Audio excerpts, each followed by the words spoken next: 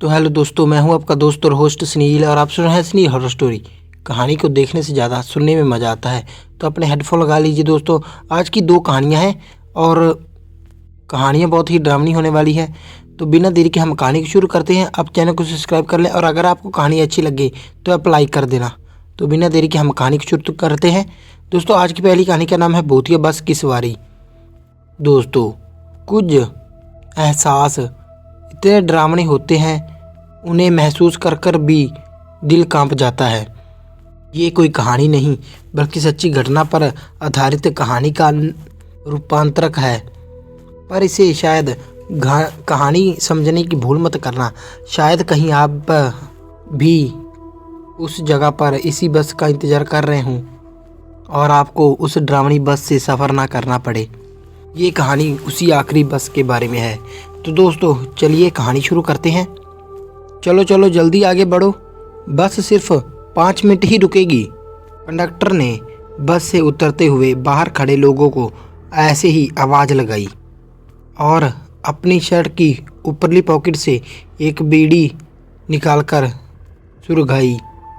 बहुत देर बाद एक बस मेरे आकर बिल्कुल सामने रुकी थी। कंडक्टर के पास जाते हुए मैंने उससे पूछा, भैया ये बस विश्रामपुर जाएगी? नहीं, बिल्कुल नहीं। अपने मुंह से धुआं जोड़ते हुए कंडक्टर ने बस मुझे इतना ही जवाब दिया। शायद कंडक्टर की आखिरी सवारी थी और इसीलिए वो जल्दी में था। मैंने अपनी घड़ी में वक्त देखते हुए फिर से पूछा, तो विश्रामपुर जाने में कौन सी बस? मेरी बात को बीच में तोड़ते हुए कंडक्टर बोला, ये आखिरी बस है। इसके बाद कोई भी बस नहीं है और अगर तुम्हें कोई भी बस दिखाई दे तो गलती से भी उसके ऊपर मत चढ़ जाना। कंडक्टर ने अपने मुंह से फिर से धुआं छोड़ते हुए जवाब दिया। मैंने जब आसपास देखा तो मेरे आसपास खड़े सभी लोग उस बस में चढ़ चुके थे। मैं अकेला ही उस बस स्टॉप पर खड़ा था। रात के तकरीबन 11 साढ़े 11 बज चुके थे, शायद 11 ही बजे होंगे। गांव इलाका होने की वजह से ठंडी बहुत बढ़ गई हो। तो तभी कंडक्टर ने अपनी खिड़की से झांकते हुए फिर से पूछा, अभी भी वक्त है, चलना है तो बस में चढ़ जाओ, बीच में कहीं उतर जाना। तो मैंने उससे कहा, नहीं नहीं, ठीक है, धन्यवाद आपका, देखता हूँ कोई और व्हीकल मिल गया तो। तभी बस का दरवाज़ा लगाते हुए कंडक्टर ने कहा, तुम्हारे ही भले के लिए बोल रहा हूँ, वैसे भी इस वक्त इस रास्ते पर गाड़ी मिलना नामुमकिन है। और इतना कहते हुए कंडक्टर ने बीड़ी मेरे पास फेंकते हुए बस की घंटी बजाई और फिर बस मेरे सामने से काला धुआं छोड़ते हुए निकल गई। बस जैसे जैसे दूर जा रही थी वैसे वैसे सुबह मेरे घर पहुंचने की उम्मीद भी ख़त्म होती जा रही थी। मैं एकटक खड़कर बस को देखता रहा जब तक वो मेरी आंखों से ओझल नहीं हो गई। अब जल्दी कोई गाड़ी नहीं मिली तो सुबह घर पहुंचना भी मुश्किल हो जाएगा। मैंने एक बार फिर अपने आसपास नज़र घुमाई और इतना खूब अंधेरा था कि आसपास कोई मकान या झोपड़ा नज़र नहीं आ रहा था। अंधेरा बढ़ रहा था और साथ साथ ठंडी भी बढ़ने लगी थी। इस डरावने माहौल में कंडक्टर की वो बात मेरे अंदर घर कर गई थी। उसने कहा था कि ये आखिरी बस है और इसके बाद कोई भी तुम्हें बस दिखाई दे तो उसके ऊपर चढ़ना मत। मैं ऐसा सोच रहा था कि कंडक्टर ने ऐसा क्यों किया, क्योंकि क्या ये सच में जगह अजीब है या क्या यहाँ पर रातों में भूत प्रेत? राम राम राम, मैं ये क्या गलत सोच रहा हूँ?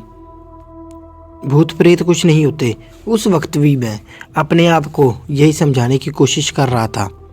मैं अपने मन को तसल्ली देने की कोशिश कर रहा था, जबकि मैं तो अंदर ही अंदर डरा हुआ था। मुझे तो बस किसी भी हालत में मेरे गाँव जाना था। मेरी दादी बीमार है, बस उसे देखने जाना है। मैं अंदर से बहुत ही डर चुका था। मेरी आंखों से आंसू निकल रहे थे और तभी मैंने देखा कि रास्ते से दूर कहीं पर किसी चीज़ का प्रकाश मेरे तरफ बढ़ रहा था। शायद कोई इंसान हाथ में लालटेन लिए मेरी ही तरफ आ रहा था। दिखने में तो वो किसी इंसानी आकृति जैसी थी। उसे देखते ही मुझे अंदर से थोड़ा अच्छा महसूस होने लगा। वो आकृति धीरे धीरे मेरे पास आ गई और उसे देखते ही मैं अचंभित हो गया। सलीम चाचा, आप इतनी रात को यहाँ कैसे? यहीं पास के गांव गया था। निकलते निकलते देर हो गई थी तो सोचा कि पैदल ही चला जाए। और तुम इस वक्त यहाँ क्या कर रहे हो पर? अरे चाचा, वो ताऊ जी का फ़ोन आया था, कहा था कि दादी की तबीयत बहुत ही ख़राब है, तो जो भी मुझे गाड़ी मिली वहाँ से वही पकड़कर निकल आया और आकर यहीं फंस गया। चाचा जी ने मेरा हाथ पकड़ते हुए कहा, चलो अच्छा हुआ, एक से भले तो। अब चलो मेरे साथ, मैं तुम्हें रास्ता दिखाता हूँ, वहाँ से हम जल्दी पहुँच जाएंगे। अरे नहीं चाचा जी, थोड़ी देर रुकते हैं ना, सुना है कि एक 12 बजे की आखिरी बस, उससे चले जाएंगे। तो बेटा मेरी बात मानो, अब कोई भी आखिरी बस नहीं है, इसीलिए मेरे साथ चलो। तो मैंने चाचा जी से कहा कि इतनी रात को पैदल चलना खतरा हो सकता है, रास्ते में कोई जंगली जानवर भी हो सकते हैं। तो चाचा जी ने हंसते हुए जवाब दिया कि बेटा, इतने सालों से इस रास्ते से ही सफ़र कर रहा हूँ, चप्पे चप्पे से वाकिफ़ हूँ। मुझे चाचा जी की बात ठीक लगी।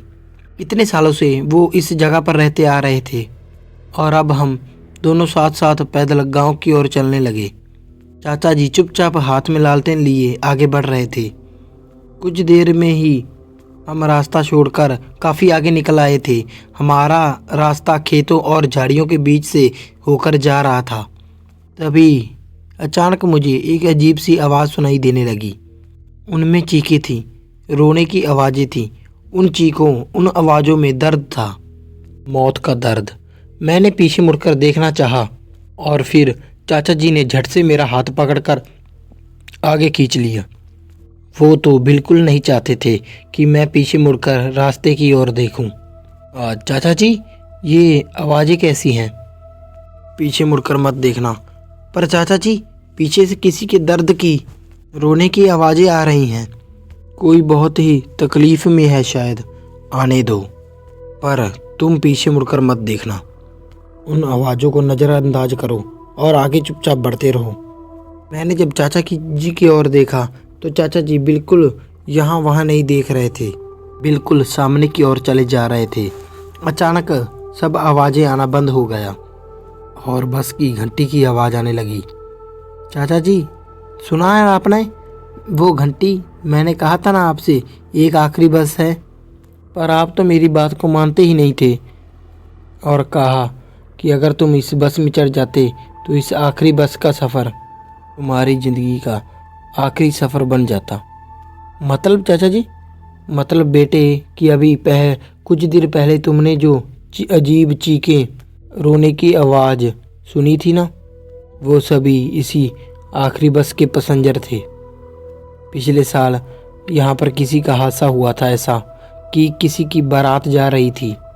सब हंसते खिलखिलाते, गाते हुए, गुनगुनाते हुए जा रहे थे, पर शायद उन्हें क्या पता था कि इस बस का सफ़र उनकी ज़िंदगी का आखिरी सफ़र होने वाला है। वो बस इससे आगे जाकर अचानक से ही एक सीधा खाई में गिर गई और एक भी पैसेंजर नहीं बचा। बच्चे, बूढ़े, जवान सब गुजर गए और तब से ही ये बस ठीक यहाँ से रात के 12 बजे हर रोज़ गुजरती है। पर कोई भी गलती से भी अगर इस बस में चढ़ जाए तो उसकी ज़िंदगी का ये आखिरी सफ़र बन जाता है। चाचा जी की इतनी बात ही सुनकर मेरे तो रोंगटे खड़े हो गए। अच्छा हुआ कि चाचा जी वहाँ पर वक्त पर आ गए, वरना मेरा क्या से क्या हो जाता।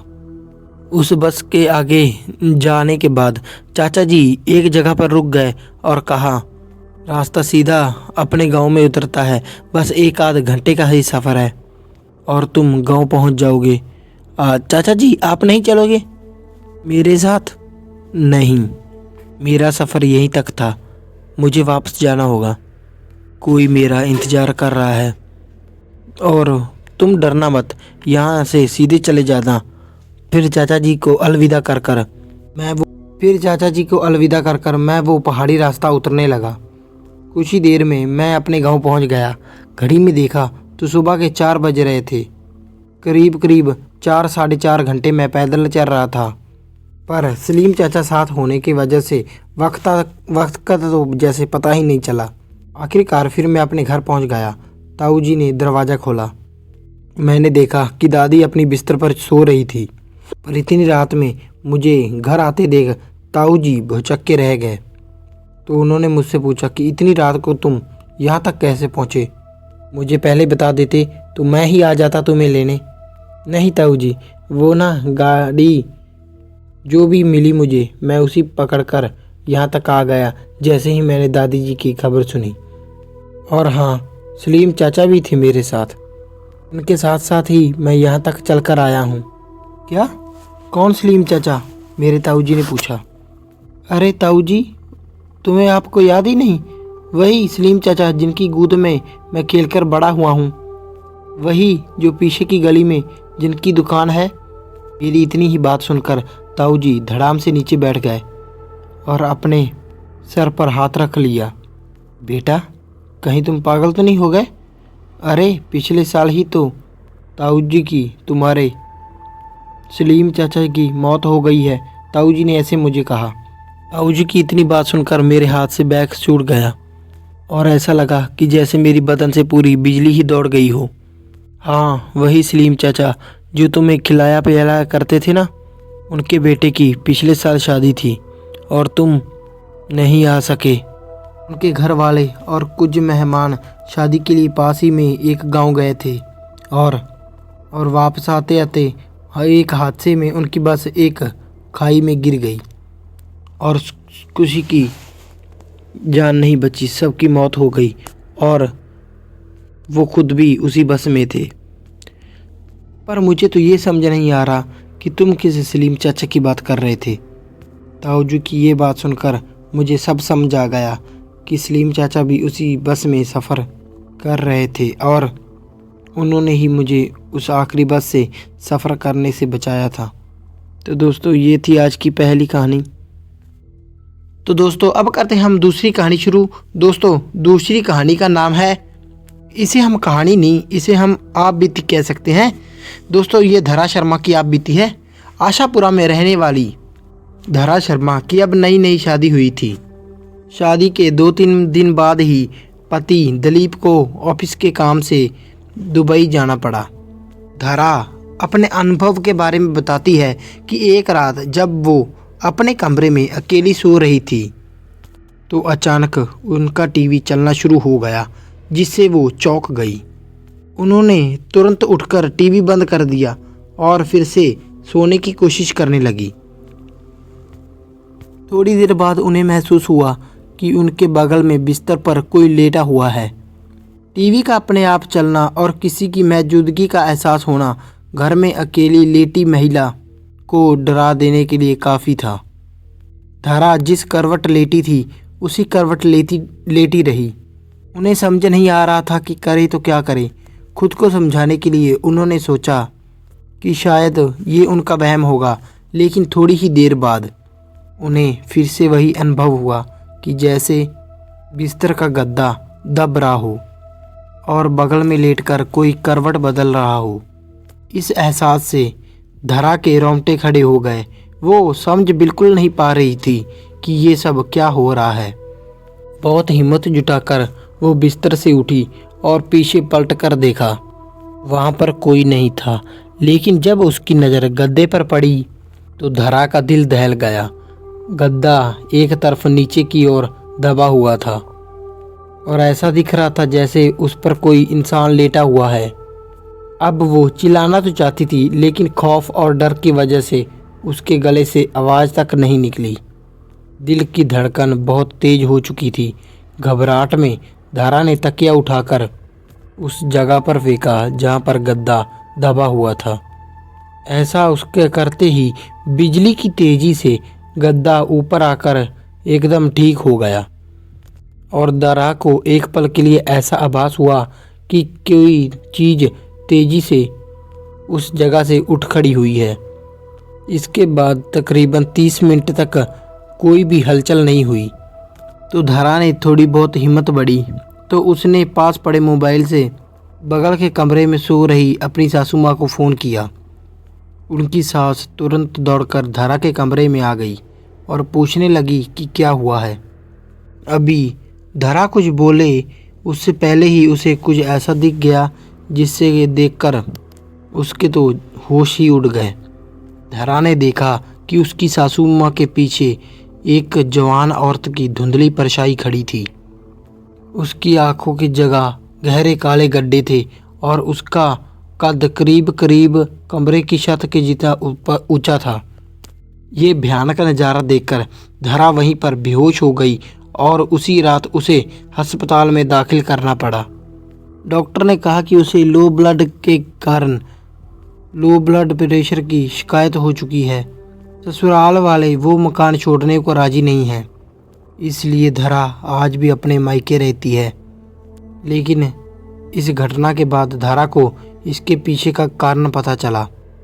धरा के पति दिलीप की पहले भी शादी हो चुकी थी और उसके ऊपर दहेज की लालच में पहली पत्नी को मारने का मुकदमा भी चल रहा था। बदनामी के कारण दिलीप अपनी मां के साथ एक नए घर में रहने लगा था, जबकि उसके तो पिता अभी भी पुराने घर की देखभाल कर रहे थे। धरा के परिवार वालों को शादी से पहले ये बात बिल्कुल भी पता नहीं चल पाई, लेकिन इस घटना के बाद जब धरा ने दिलीप को अपनी आपबीती सुनाई तो उसने अपनी पहली पत्नी का राज खोला। हालांकि उसका कहना था कि पत्नी को उसने जहर नहीं दिया था, बल्कि उसने ही खुद जहर खाकर अपनी जान दे दी थी और अदालत में ये मुकदमा आज भी चल रहा है। तो दोस्तों, कैसी लगी आपको कहानी? लाइक शेयर कमेंट करके जरूर बताना और चैनल को जरूर सब्सक्राइब कर लेना। मिलते हैं इसी डरावनी और खतरनाक कहानी में, तब तक के लिए धन्यवाद।